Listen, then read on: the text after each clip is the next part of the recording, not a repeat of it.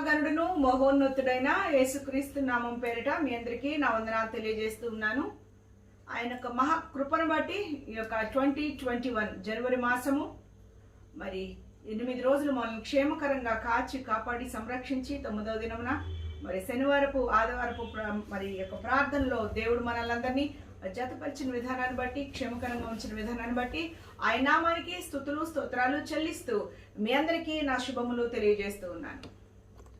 ఈ యొక్క మరి మనము ధ్యానము ఈ మధ్య కాలంలో క్రిస్మస్ సందేశాలు మాట్లాడుకున్నాం, మరి ఆ తర్వాత న్యూ ఇయర్ సందేశాలు మాట్లాడుకున్నాం.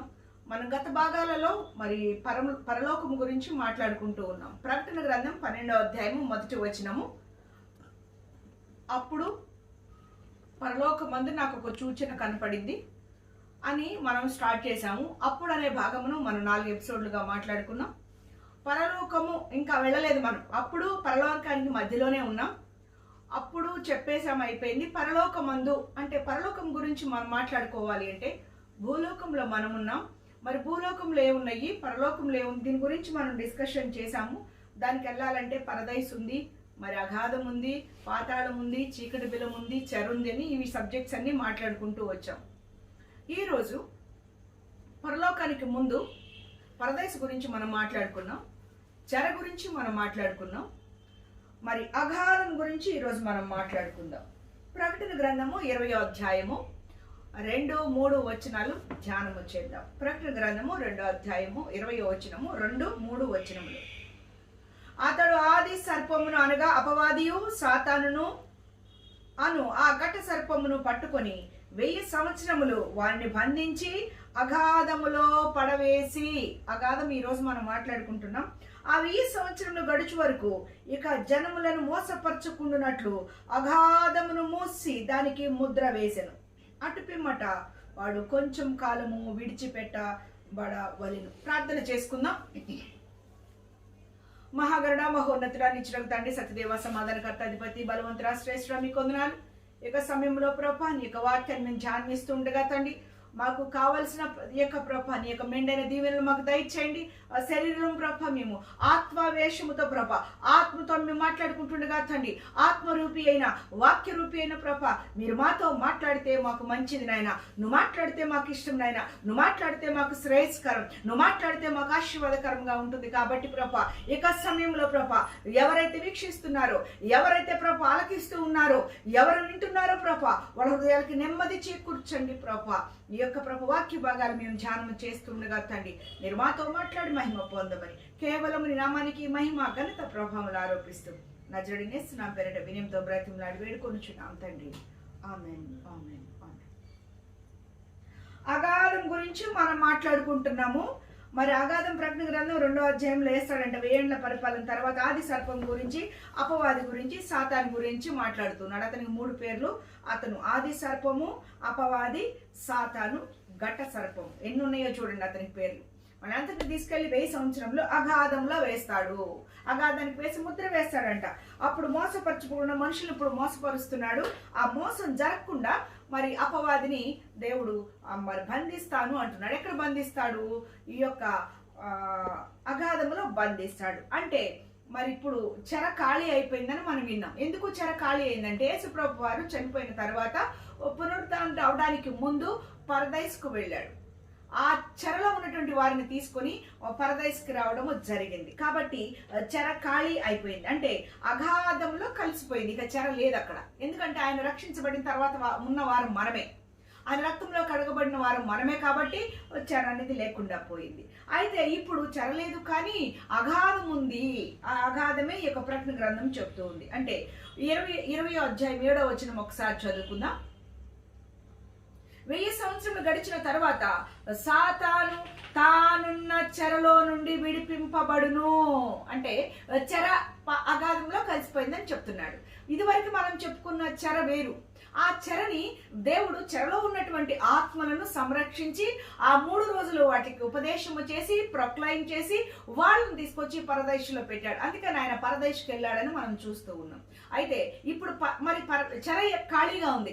ఎందుకు ఖాళీగా ఉందంటే ఈ చెరను తీసుకెళ్ళి ఆయన తానున్న చెరలో విడిపింపబడును. ఎక్కడది? అగాధంలో ఉంది అని ఈ వాక్యము సెలవేస్తుంది. అంటే 20వ అధ్యాయం 7వ వచనంలో చెప్తుంది. అంటే 1000 సంవత్సరముల తర్వాత సాతాను తానున్న చెరలో నుంచి విడిపించబడతాడు అని చెప్తుంది. వాడికి ఎన్ని పేర్లు చూడండి, 2వ వచనం 3వ వచనము. ఆది సర్పము, అపవాది, సాతాను, ఘట సర్పం, ఇన్ని పేర్లు పెడుతున్నాడు. ఒక్కొక్క దానికి ఒక్కొక్క అర్థం ఉంది. ఆ దేవుని చిత్తం అయితే ఆ యొక్క సాతాను గురించి మాట్లాడుకున్నప్పుడు సాతాను వాడి అనుచరుల గురించి ఒక సబ్జెక్ట్ మాట్లాడుకుంటాం. అప్పుడు ఇతని పేర్లన్నీ మెన్షన్ చేద్దాం. 10 కొమ్ములు, మరి సముద్రం నుంచి ఒక మరి మృగం వస్తుంది, ఆ మృగానికి ఇన్ని కొమ్ములు ఉన్నాయి అని మనం బైబిల్లో చదువుతూ ఉంటాం. దానన్నిటికీ సూచనలు, దేశాలకి సూచనలు అవి. ఇక ఆది సర్పము, అపవాది, సాతాను, ఘట సర్పం. ఈ మహాఘట సర్పము పసిఫిక్ ఓషన్ లో నుంచి వస్తుందని మనం చదువు. అంటే యూరప్ కంట్రీలో నుంచి, యూరప్ ఖండాల్లో నుంచి ఈ యొక్క ఘట సర్పం వస్తుందని మనం ధ్యానం చేస్తాం. అంటే ఈ యొక్క ఘట సర్పాన్ని, ఈ యొక్క అపవాదిని, ఈ యొక్క ఆది సర్పాన్ని లేకపోతే సాతానును మొత్తం కలిపి పట్టుకొని 1000 సంవత్సరములు దాన్ని బంధించి అగాధములో వేసి ముద్ర వేసి 1000 సంవత్సరాలు గడిచిన తర్వాత, అంటే భూలోకంలో 1000 సంవత్సరముల పరిపాలన జరిగిన తర్వాత ఆ యొక్క జన్ములను మోసపరుచుకుంటున్నట్లు అగాధమును మూసి దానికి ముద్ర వేసి అటుపిమ్మట వాడు కొంచెం కాలమైనప్పుడు మరి అగాధంలో నుంచి, అంటే చెరలో నుంచి బయటకు వస్తాడు. దాని క్రింద చీకటి బిలము ఉంది అని చెప్తుంది వాక్యం. అయితే మనం పరలోకం వెళ్ళాలంటే మనము ఎక్కడ ఉన్నాము అనేది ముఖ్యం. మనకి అగాధం గురించి మాట్లాడుకున్నాం, చెర గురించి మాట్లాడుకున్నాం, మరి చీకటి బిలం గురించి మాట్లాడుకున్నాం, పరదైస్ గురించి మాట్లాడుకున్నాం. పరలోకానికి వెళ్తాం మనం. ఈ పరలోకానికి వెళ్లే ముందు ఈ యొక్క భూలోకంలో ఉన్న మనము మరి ఇంకా చాలా విషయాలు తెలుసుకోవాలి. మనము పరలోకం వెళ్ళాలంటే మనం ఎక్కడ ఉన్నాం అనేది చాలా ముఖ్యం, అంతే కదా. ఇప్పుడు మనము చేరవలసిన గమ్యస్థానం ఫలానా తెలిసినప్పుడు అసలు నువ్వు స్టార్ట్ అవ్వాల్సిన ప్లేస్ ఏంటి అది తెలుసుకోవాలి మనం. అది తెలుసుకోవడానికి మరి నాసా వాళ్ళ గురించి మనకు తెలుసు. నాసా అంటే national aeronautics and space administration, NASA, NASA.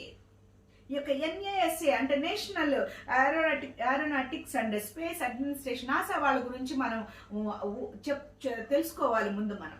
వాళ్ళు ఎంత జ్ఞానము సంపాదించి ఆ జ్ఞానం ద్వారా విశ్వాన్ని కనుగొన్నారు. అంటే ఆ యొక్క విశ్వంలో ఉన్న ప్రతిదీ మనకు తెలియడానికి ఈ యొక్క నాసా వాళ్ళు, అంటే ఈ శాస్త్రవేత్తలే కారణం. భూమిపై ఉన్నది మరి మనం భూమండలంలో ఉన్నాం కాబట్టి భూమిపైన ఏమున్నాయో మనం తెలుసుకోవాలి. 1వ అధ్యాయం 10వ వచనంలో మనం గమనిస్తే కనుక ఆదికాండం 1వ అధ్యాయం 10వ వచనంలో భూమి గురించి మాట్లాడుతున్నాడు. ఆయన భూమిని తయారు చేశాడు. ఆయన నీళ్ళ పైన భూమిని తయారు చేయటం జరిగింది. ఈ యొక్క భూమి అంటే ఉపరితలం, నేల యొక్క ఉపరితలం. మనం నివసిస్తున్నది నేల యొక్క ఉపరితలం. ఆ తర్వాత 2వ భాగానికి వెళ్తే ఆదికాండము 2వ అధ్యాయం చేద్దాం ఒక్కసారి. ఆదికాండము 2వ అధ్యాయము, ఆదికాండము 1వ అధ్యాయం చూద్దాం ముందు.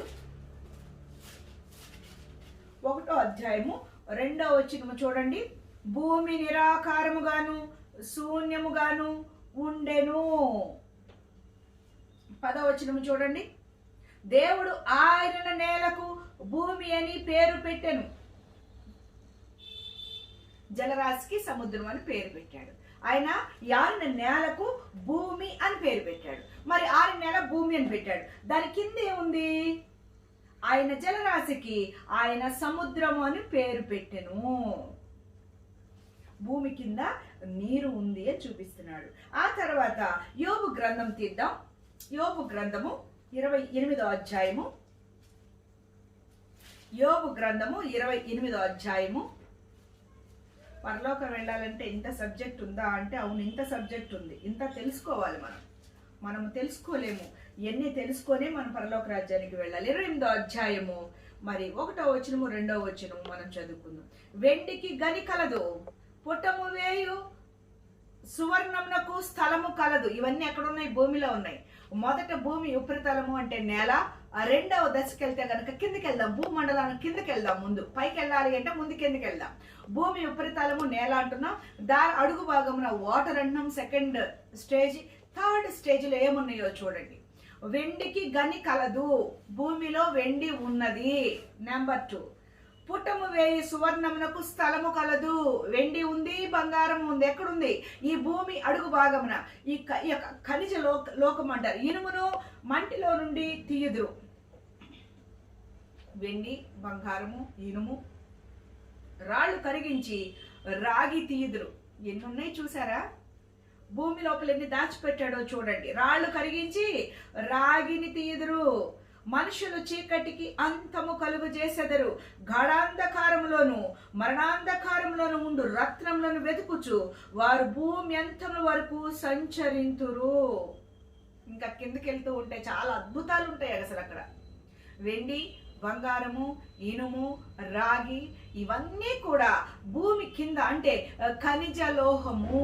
మొదటిది భూమి ఉపరితలము, రెండవది నీరు, మూడవది ఖనిజ లోహము. లోహములు కలిగినటువంటి సంపద కలిగినటువంటి థర్డ్ లేయర్ కనపడుతుంది మనకి.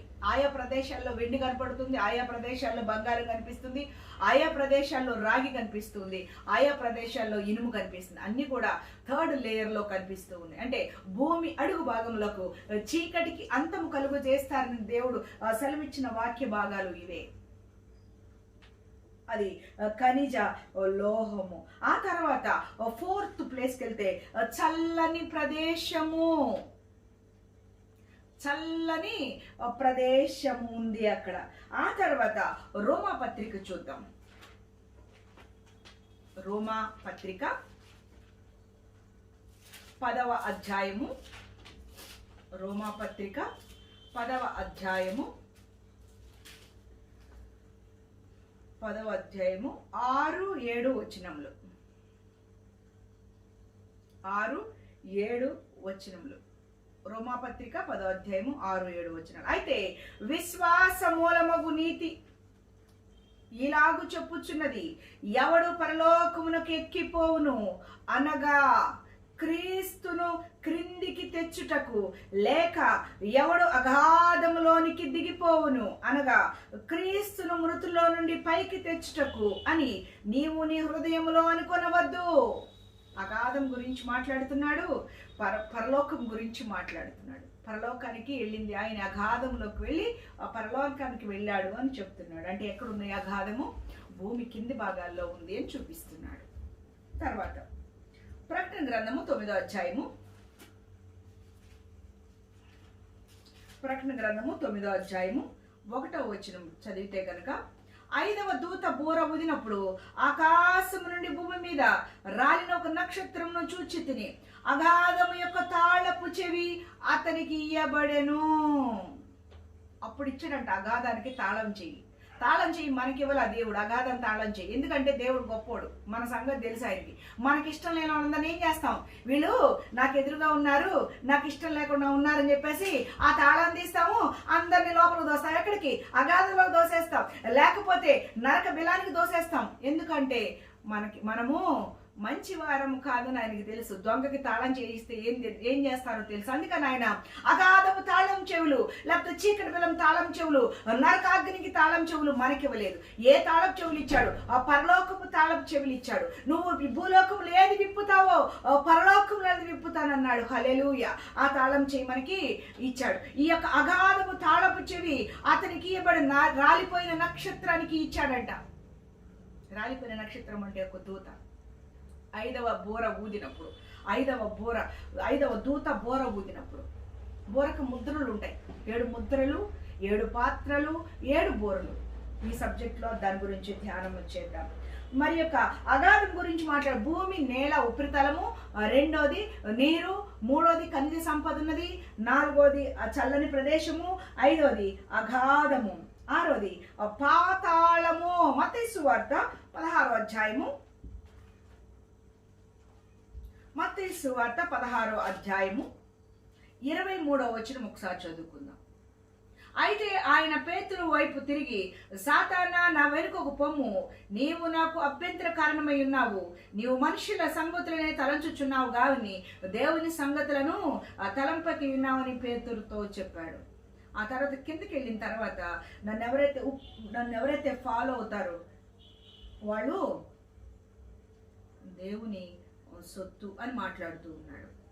మరి సంపాదించుకోవాలి మనం అని మాట్లాడుతున్నాం. ప్రకటన గ్రంథము 6వ అధ్యాయము 8వ వచనం ఒకసారి చదువుకుందాం. ప్రకటన గ్రంథము 6వ అధ్యాయము 8వ వచనంలో చూస్తే కనుక 8వ వచనం, అప్పుడు నేను చూడగా ఇదిగో పాండు వర్ణము గల ఒక గుర్రము కనబడెను, దాని మీద కూర్చున్న వాని పేరు మృత్యువు, పాతాళ లోకము వానిని వెంబడించెను. మృత్యువు ఎక్కడ ఉంటుంది? పాతాళ లోకములో ఉంటుందని చెప్తున్నాడంటే ఆ పాతాళము 6వ సబ్జెక్ట్. మొదట భూమి అంటే ఉపరితలము, నేల ఉపరితలము, రెండోది నీరు, మూడోది ఖనిజ సంపద, 4వది చల్లని ప్రదేశము, 5వది అగాధము, 6 పాతాళము. భూమి కిందకి వెళ్ళిపోయాం మనం, మళ్ళీ భూమి పైకి వచ్చేద్దాం. ఎందుకంటే ఇక అంతవరకు చాలు, మనకి వాటి గురించి ఎక్స్ప్లెనేషన్ అక్కర్లేదు మనకి. ఒకవేళ మరి వాటి గురించి అంతవరకే బైబిల్లో ఉన్నటువంటి కొన్ని సబ్జెక్ట్స్ మనం చదువుకున్న రిఫరెన్స్లు. ఇప్పుడు యొక్క భూమి యొక్క ఉపరితలం పైకి వచ్చేద్దాం. పరలోకానికి వెళ్ళాలంటే భూమి ఉపరితలం నుంచి పై భాగాలకు వచ్చేస్తాం. మరి భూమి యొక్క ఉపరితలాన్ని పొరలు, వాతావరణ పొరలు అంటారు, అంటే లేయర్స్ ఆఫ్ ద అట్మాస్ఫియర్ అంటారు. ఈ యొక్క అట్మాస్ఫియర్ లో ఈ యొక్క లేయర్స్ ఉన్నాయి, కొన్ని లేయర్స్ ఉన్నాయి అని చెప్పేసి మనం సైన్స్ లో 6th class, 5th class, 4th class, 7th class ఎన్నిట్లో మనం చదువుకుంటాం. అంటే భూమి గురించి మనం మాట్లాడుకోవాలి. భూమి నుండి మరి ఎన్ని కిలోమీటర్లు, ఒక్కొక్క కిలోమీటర్కి ఒక్కొక్క లేయర్ కనపడుతూ ఉంది మనకి. ఆ భూమి భాగాల గురించి మనం మాట్లాడుకోవాలంటే వాతావరణ పొరల గురించి మనం మాట్లాడుకోవాలి. ఆ ఫస్ట్ భూమి దగ్గర నుంచి మరి 3 ఆకాశాలని చెప్తున్నాము, 14 మండలాలను చెప్తున్నాము. ఈ యొక్క మండలాల్లో ఏ ఏ పొరలు ఉన్నాయో మనం మాట్లాడుకుందాం. ఒకటి ట్రోపోస్ఫియర్, మొదటి లేయరు ట్రోపోస్ఫియర్, అంటే భూమి నుంచి 10 కిలోమీటర్ల వరకు ఉంటుంది. అది 10 కిలోమీటర్ల తర్వాత రెండవ లేయర్ కనపడుతుంది, అది స్ట్రాటోస్ఫియర్. అది 10 కిలోమీటర్ల నుంచి 30 కిలోమీటర్ల వరకు పై భాగంలో ఉంటుంది. ఒక్కొక్క దాంట్లో ఏ వాయువులు ఉన్నాయి, ఏ మేఘాలు ఎక్కడెక్కడ ఉన్నాయో మనం తర్వాత మాట్లాడుకుందాం. మూడోది మానోస్ఫియర్, అది 30 కిలోమీటర్ నుంచి 50 కిలోమీటర్ల పరిధిలో మరి యొక్క 3వ మెసోస్ఫియర్ కనిపిస్తుంది. తర్వాత 4వది థర్మోస్ఫియర్. ఇక థర్మోస్ఫియర్ మరి 50 కిలోమీటర్ల నుంచి 400 కిలోమీటర్ల వరకు ఈ యొక్క 4వ లేయర్ కనిపిస్తుంది. మొదటి లేయరు ట్రోపోస్ఫియర్, భూమి నుంచి మనం నిలబడిన దగ్గర నుంచి, మనం ఇల్లు కట్టుకున్న దగ్గర నుంచి పై వరకు ఒక 10 కిలోమీటర్ల వరకు ట్రోపోస్ఫియర్ అంటే ఫస్ట్ లేయర్ ఉంటుంది. ఆ తర్వాత మరి స్ట్రాటోస్ఫియర్, అది 10 నుంచి 30 కిలోమీటర్ల వరకు ఉంటుంది. మూడోది మెసోస్ఫియర్, 30 కిలోమీటర్ నుంచి 50 కిలోమీటర్ వరకు ఉంటుంది. 4వది మరి థర్మోస్ఫియర్, అది 50 నుంచి 400 కిలోమీటర్ల వరకు ఉంటుంది. ఆ తర్వాత అయోస్ఫియర్,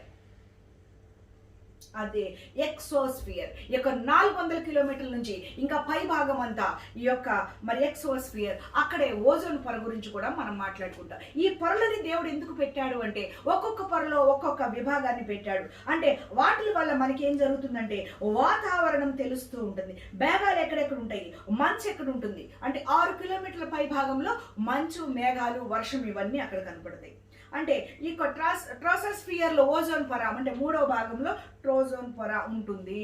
ఇది అతి ప్రమాదకరమైన యూవి రేడియేషన్ల ఆ యొక్క తరంగాలు, లేకపోతే సూర్యుడి నుంచి వెలువడేటువంటి అతి నీల లోహిత కిరణాలను మరి ట్రాన్స్ఫర్ చేసి మనకి చర్మ క్యాన్సర్ కానీ లేకపోతే మన క్యాన్సర్ అనేవి రాకుండా ఈ యొక్క సెకండ్ లేయర్ మనం కాపాడుతూ ఉంది. అంటే ఒక్కొక్క దాన్ని పొత్తిగుడ్డల్లో పెట్టి దేవుడు సృష్టి యావత్తు కూడా సృష్టించి ఈ యొక్క భూమిని పొత్తిగుడ్డల్లో పెట్టినట్టు దాని చుట్టూ ఎన్ని లేయర్స్ పెట్టాడో చూడండి. ఒక్కొక్క లేయర్ లో ఒక్కొక్కటి ఉంది.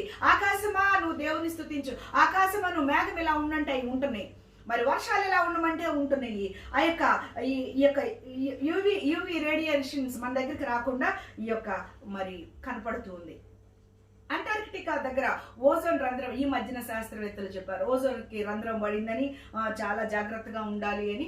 మన యొక్క కాలుష్యం వల్ల అలా ఓజోన్ పొర ఓపెన్ అయితే కనుక అక్కడ నుంచి అతి నీల లోహిత కిరణాలు మన మీద పడి మనము మరి అతి భయంకరంగా మారిపోతుంది ఈ యొక్క మానవ జాతి అని చెప్పేసి భయపడుతూ ఉన్నారు. 21వ శతాబ్దంలో ఈ యొక్క ఓజోన్ పొర మరి క్లోజ్ అవుతుంది, మెల్లమెల్లగా క్లోజ్ అవుతుందని కూడా వాళ్ళు అనౌన్స్ చేశారు. మూడో దాని దగ్గరకు వస్తే కనుక మెసోస్ఫియర్, అంటే సూర్యుడి నుంచి అతి శక్తివంతమైన ఎక్స్రే లాంటివి, ఎక్స్రే కిరణాలు లాంటివి మరి మన మీద పడకుండా అవి అట్ల యొక్క పవర్ని తగ్గించడానికి ఈ యొక్క థర్డ్ లేయర్ కనిపిస్తుంది. అంటే సౌర వికిరణం అని అంటారు.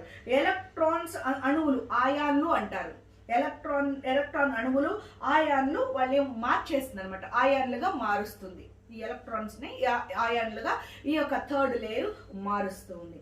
ఐనోస్పియర్ అంటే రేడియో తరంగాలు. మనం చిన్నప్పుడు రేడియోలు వినేవాళ్ళం. రేడియో తరంగాలు రావాలి అంటే కనుక ఈ యొక్క ఐనోస్పియర్ నుంచి, ఈ యొక్క ఫోర్త్ లేయర్లో నుంచి వస్తూ ఉంటాయి, ప్రతిబింబిస్తూ ఉంటాయి. ప్రపంచంలోని ఇతర ప్రాంతాల్లో నుంచి మరి చాలా దేశాలకి ప్రసారం అవ్వాలంటే, న్యూజిలాండ్లో కూడా ఒక రేడియో మరి స్టేషన్ అక్కడి నుంచి ప్రసారం అవ్వాలంటే కనుక ఈ అనుమతి అంతా ఈ యొక్క లేయర్లో జరుగుతుంది. తర్వాత ఎక్సోస్ఫియర్ అంటే ఇక్కడే ఆక్సిజన్ అండ్ హైడ్రోజన్ ఉంటుంది. ఇక లేయర్ వరకు ఆక్సిజన్ హైడ్రోజన్ ఉంటుంది.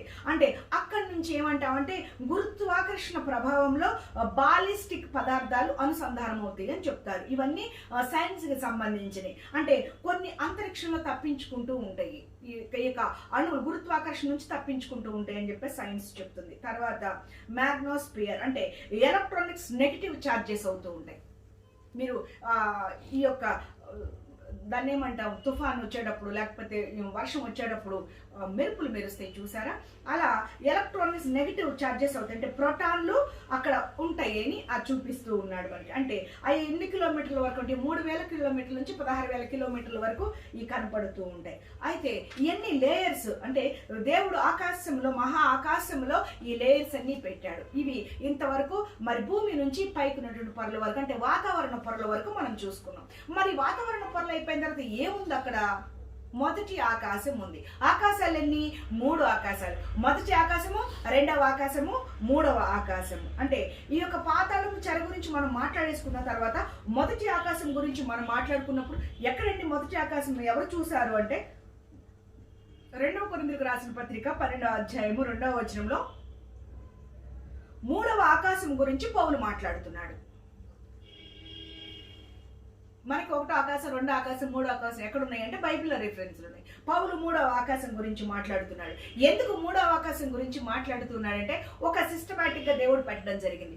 నోవా మరి ఒక ఓడను జల ప్రళయం వచ్చినప్పుడు దేవుడు ఓడను చేయమంటాడు. అప్పుడు నోవా ఓడను తయారు చేసినప్పుడు ఆ ఓడలో 3 లేయర్స్ అంటే 3 అంతస్తులు కట్టడం జరిగింది. దేవుడు కట్టమంటాడు ఆ 3 అంతస్తులు. ఎందుకు 3 అంతస్తులు కట్టమన్నాడంటే ఈ 3 ఆకాశాలకి అది సాదృశ్యంగా నోవా దగ్గర చెప్పడం జరిగింది అని మనం అర్థం చేసుకోవాలి. అంటే 3 అంతస్తులు ఓడలో ఉంటాయి. అలాగే మనిషి శరీరంలో కూడా, మనిషి బాడీలో కూడా 3 భాగాలు ఉన్నాయి. ఒకటి ప్రాణము, ఆత్మ, శరీరము. Spirit, soul, body. ప్రాణము, ఆత్మ, శరీరము 3 భాగాలతో కూడా మరి యొక్క మనిషిని దేవుడు నిర్మించాడు అని మనము చూస్తూ ఉన్నాం. అంటే మొదటి ఆకాశం గురించి మనం మాట్లాడుకున్నాం. మొదటి ఆకాశంలో ఏమున్నాయంటే మండలాలు ఉన్నాయి. రాసుకోండి, మొదటి ఆకాశం అని పేరు పెట్టండి. మొదటి ఆకాశంలో మండలాలు ఉన్నాయి. 3 మండలాలు దాటిన తర్వాత 2వ ఆకాశం వస్తుంది. మొదటి ఆకాశంలో 3 మండలాలు. మొదటి భూమండలము, 1 భూమండలము, 2 వాయుమండలము, 3 మేఘమండలము. ఈ 3 మండలాలు మొదటి ఆకాశంలో ఉన్నాయి. ఇవన్నీ కూడా ఇందాక లేయర్స్ చెప్పాం మనం. 10 కిలోమీటర్లు, 30 కిలోమీటర్లు, 50 కిలోమీటర్లు, ఆ తర్వాత 400 కిలోమీటర్లు, 500 కిలోమీటర్లు. ఆ తర్వాత వాటి గురించి మనం మాట్లాడుకుంటాం. అంటే ఈ యొక్క మొదటి ఆకాశంలో ఏమేమి ఉన్నాయి అంటే మండలాలు. మొదటి భూమండలము, 2వది వాయుమండలము, 3వది మేఘమండలము. అంటే మొదటి ఆకాశమునే మనం ఏమంటున్నామంటే అట్మాస్ఫియర్ అంటున్నాం. మొదటి ఆకాశం అంతా అట్మాస్ఫియర్ తో నిండిపోయింది. అంటే లేయర్స్ ఆఫ్ ద అట్మాస్ఫియర్ తో నిండిపోయింది. 5 లేయర్స్ తోటి ఉంది. 5 లేయర్లు అంటే 3 మండలాలు ఉన్నాయి. భూమండలము, వాయుమండలము, మేఘమండలం. ఇంతవరకు మొదటి ఆకాశాన్ని అని అంటాం మనం. అంటే ఈ అట్మాస్ఫియర్ లో భూమి నుండి 500 కిలోమీటర్లు, ఈ యొక్క 500 కిలోమీటర్ల వరకు 5 లేయర్స్ తో నింపాడు దేవుడు. మొదటి ఆకాశం అంతా మనుషులకు సేఫ్ గా, లేకపోతే భూమండలానికి సేఫ్ గా. నేను పోయిన వారం దేవుని సన్నిధిలో పరిశుద్ధ ఆదివారం నేను ప్రార్థన చేస్తున్నప్పుడు వర్షిప్ జరుగుతూ ఉంది. అందరూ హల్లెలూయా హల్లెలూయా అని పాట పాడుతూ ఉన్నారు. నేను ఒక్కసారి ఆలోచించాను, నిజమే కదా, ఈ హల్లెలూయా అనేది ఒక్క సంఘంలో ఇంతమంది ప్రార్థన చేస్తూ హల్లెలూయా అని పాట పాడుతున్నారు, స్తుతిస్తున్నారు. ఈ ఒక్క హల్లెలూయా అనే శబ్దము భూమండలం నుంచే కదా పైకి వెళ్తున్నది. ఇంకా ఏ మండలం నుంచి కూడా పైకి వెళ్ళదు కదా. ఎంత గొప్ప దేవుడు నాయన. భూమండలం భూమండలం నుంచి, మరి మేము స్పెషల్ కదా, భూమండలం నుంచి పరిశుద్ధుడు పరిశుద్ధుడు హల్లెలూయా హల్లెలూయా అని మేము ఎంతమంది ప్రార్థన చేస్తాం. నీకే కదా ఒక నైవేద్యం లాగా, నీకే కదా ఒక పొగలాగా భూమండలం నుంచి వస్తుంది అని నేను సంతోషించి నేను దేవుణ్ణి అడుగుతా ఉన్నాను. కరెక్టే కదా, అసలు ఎంత ఎంత ఎంత ఎంత ఎగ్జైటింగ్ గా ఉంది. మేమే కదా నిన్ను స్తుతించేది. మరి స్తుతి స్తుతి స్తుతి చెల్లిస్తున్నాము, హల్లెలూయా హల్లెలూయా అని పాడుతున్నారు అందరూ. అయితే మ్యూజిక్ పెట్టుకుని అన్ని వేల మంది, అంటే ఒక్క సంఘంలోనే ఇంత హల్లెలూయా అనే శబ్దం ఇంత రిపీట్ అవుతుంటే, ఇలాంటి సంఘాలు భూమిలో ఆదివారము కొన్ని వేల లక్షల కోట్ల సంఘాలు ఉంటాయి. ఆ అన్ని సంఘాల నుంచి ఫస్ట్ ఆరాధన, 2 ఆరాధన, 3 ఆరాధన, ఈవినింగ్ ఆరాధన, ఇట్లా ఆరాధనలు జరుగుతాయి. అంటే కంటిన్యూగా శనివారం చేసే వాళ్ళు ఉంటారు, ఆదివారం చేసే వాళ్ళు ఉంటారు. ఇవన్నీ ప్రార్థన ఇట్లా వెళ్తూ ఉంటే ఎంత అందంగా ఉందో కదా. నువ్వు అక్కడ కూర్చొని ఆహా ఎంత చక్కగా వస్తుందో అనుకుంటున్నావు కదా అని నేను అట్లా ఆలోచిస్తూ ఉన్నాను. కానీ నాకు దేవుడు మాట్లాడుతున్న మాట ఏంటంటే, నిజమే మేమందరం స్తుతి చెల్లిస్తున్నామని మనం గ్రేట్గా ఫీల్ అవుతున్నాం. కానీ మరి నీకు బుధుడు నుంచి కానీ, శుక్రుడి నుంచి కానీ, బృహస్పతి నుంచి కానీ, మిగతా ఏవైతే మరి ఉపగ్రహాలు గ్రహాలు ఉన్నాయో ఆ గ్రహాల మీద ఏది కూడా ఒక మానవుడు కానీ జీవి కానీ ఏమీ లేవు కదా. అక్కడ నుంచి నీకు శబ్దం రాదు కదా, అక్కడ నుంచి నీకు స్తుతి రాదు కదా. మేమే కదా నేను స్తుతి చెల్లిస్తున్నది అంటుంటే, అప్పుడు దేవుడు నాతో మాట్లాడుతున్నాడు. ఏంటి అని అంటే, పాపం చేసింది మనమే కదా, భూమి మీద జీవం ఇచ్చింది దేవుడు ఆయనే కదా. ఈ పాపం చేశాం కాబట్టి పాపం చేసింది మీరే, ప్రార్థన చేసేది మీరే. ఆ యొక్క బృహస్పతి, గురుడు, శని, నెప్ట్యూన్, ప్లూటో ఇలాంటి గ్రహాలన్నీ కూడా ఆయన ఆరాధన చేయలేదని మనం అనుకుంటున్నాం. కానీ కాదు, అవి ఆరాధన చేస్తున్నాయి. ఎలా అంటే వాటికి ఇచ్చిన కక్షలో. మీరు బాగా అబ్జర్వ్ చేస్తే కనుక భూమి ఒక వంతు, నీరు మూడు వంతులు ఉంటుంది ఈ యొక్క భూ ప్రపంచంలో. ఇక 3 వంతులు ఉన్నట్టు భూమి. మీరు సముద్రం దగ్గరికి వెళ్ళి చూడండి, సముద్రం దగ్గర ప్రయాణం చేస్తూ వెళ్ళండి, ఆ భూమి డౌన్ ఉంటుంది, ఆ యొక్క సముద్ర మట్టం పైకి కనపడుతుంది. ఇట్లా చూస్తే కనుక నీరు ఎంతో పైనుంచి కనిపిస్తూ ఉంటుంది. కానీ భూమి డౌన్ ఉంటుంది, వాటర్ పైన ఉంటుంది. ఏ రోజు కూడా దానికిచ్చిన ఎల్ల దాటి ఇవతలకి రాలేదు సముద్రము. సముద్రమా